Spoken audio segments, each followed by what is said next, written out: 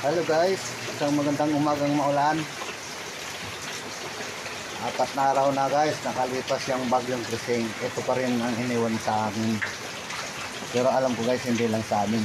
Marami na nagluluksa ngayon ng kanilang mga gamit na nabasa. Kasi guys, ang bahang yan, hangover na lang yan. At medyo bumaba na nga yan. Nung kasagsagan guys ng bagyo, yan ay pumasok sa bahayan. Kaya may mga gamit din talagang mga nabasa. Maswerte na rin guys at ganito lang ang inabot namin. Pero hanggang ngayon guys, 4 days nang nakakalipas, ito pa rin kami, inuulan pa din. At ang balita ay andyan na naman daw ang kasunod na si Dante. So guys, panahon ngayon ng tagbagyo, tayo pong lahat ay mag-ingat at ang mangsulok dito sa Pilipinas.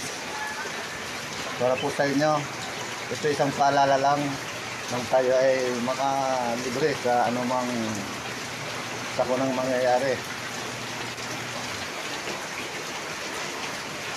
Kaya guys, ito yung remembrance na lang ng bagyong Krising. Hindi ko sigurado kung ano ang kahinatnan pag dumating pa itong isang bagyong susunod na si Dante.